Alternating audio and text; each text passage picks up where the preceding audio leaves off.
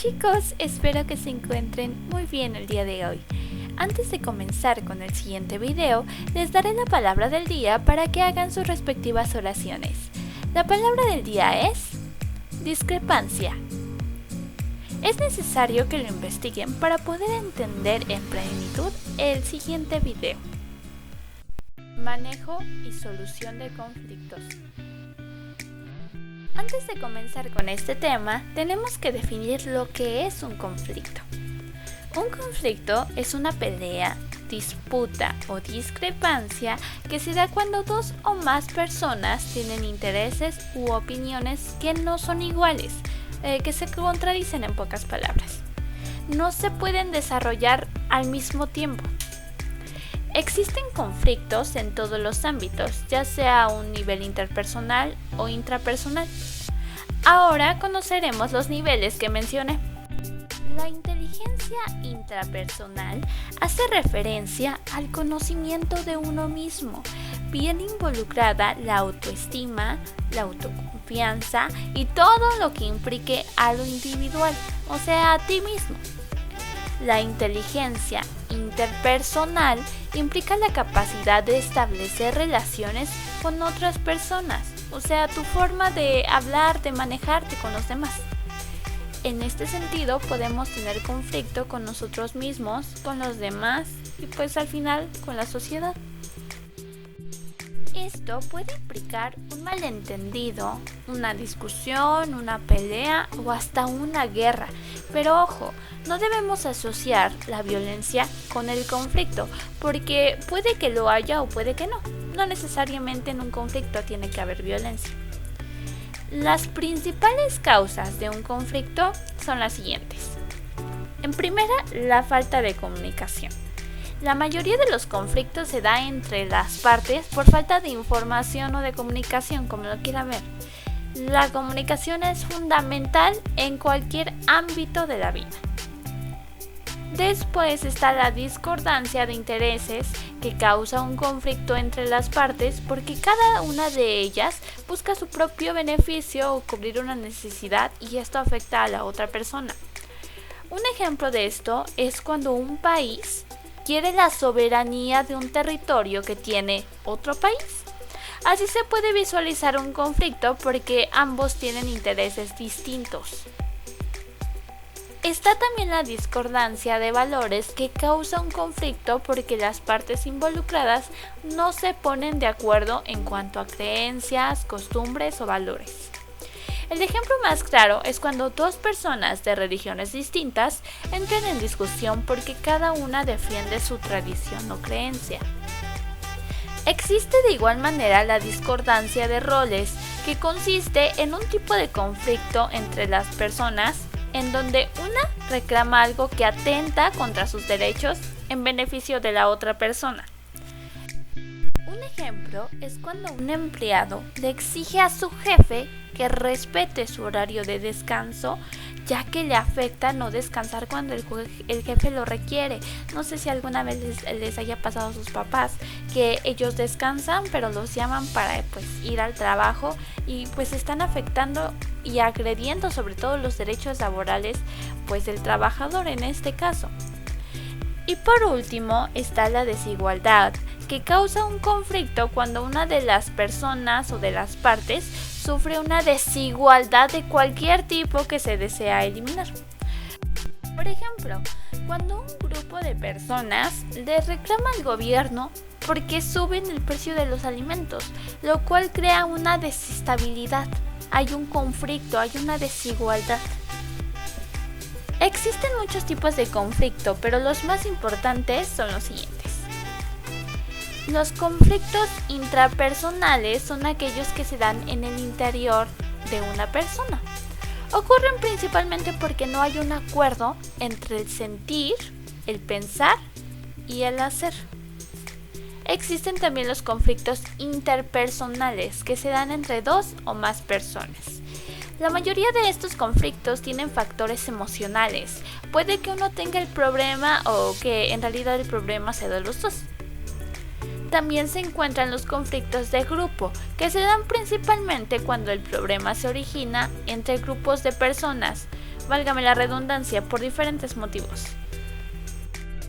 Los conflictos ideológicos se dan por la diferencia entre ideologías, formas de pensar y de actuar. Las diferencias entre estas posturas pueden causar o convertirse en conflictos bélicos si alguna de las partes tiene el poder. Los conflictos religiosos también se dan por diferentes sectores de un mismo culto o ya sea de otro. La mayoría de estos conflictos suceden por la interpretación de sus textos y la postura que deben tener ante ellos. En la historia, este tipo de conflictos han tenido finales y guerras violentas. Y por último están los conflictos políticos, que se dan principalmente cuando dos sectores intentan obtener el poder político. Ustedes deben conocer a varios y seguro se percatarán porque ya se vienen las elecciones en nuestro país. Estos conflictos buscan el poder en todos los ámbitos de un territorio. En algunas ocasiones, los conflictos políticos causan guerras civiles o conflictos armados entre países. Existen también ciertos pasos que debemos tener en cuenta para poder resolver un conflicto de cualquier índole. A esto se le llama negociación. Lo primero es reconocer que existe un conflicto y definir cuál es la raíz de ese conflicto. Buscar las causas para entender principalmente por qué estamos llegando a este punto y todo lo que puede implicar. Después de esto se buscan alternativas, ya que es importante poder analizar qué se puede hacer para llegar a un acuerdo en común. Posteriormente se proponen soluciones donde se pueda entablar una buena comunicación y así poder hacer una negociación para llegar a un acuerdo. Es necesario, fundamental la empatía, chicos. Es ponerse en el lugar del otro, escucharlo y con eso poder buscar alternativas de solución. Y por último es lograr un acuerdo que permita que ambas partes se sientan tranquilas con la solución. La violencia. Como en el anterior video, debemos definir qué es la violencia. De acuerdo con la Organización Mundial de la Salud, la violencia es el uso intencional de la fuerza física, amenazas contra uno mismo, hacia otra persona, a un grupo o una comunidad que tiene consecuencia un traumatismo, daños psicológicos, problemas de desarrollo o incluso la muerte. Existe una clasificación de la OMS que divide la violencia en 3 categorías generales, que son la violencia autoinfligida, que se puede derivar a comportamientos suicidas y autolesiones. Sigue la violencia interpersonal, que se da entre familias, menores de edad, pareja, ancianos, así como puede existir violencia entre personas sin tener algún parentesco. Prácticamente es una persona violentando a otra. Y por último está la violencia colectiva, que involucra todo ámbito social, político y económico. Esta violencia pues ustedes la pueden notar a lo mejor a los lamentables sucesos que están sucediendo en el mundo.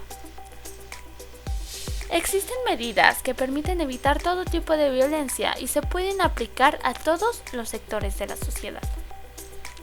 Estamos regidos por reglas de conducta que muchas veces son los ideales para una sociedad.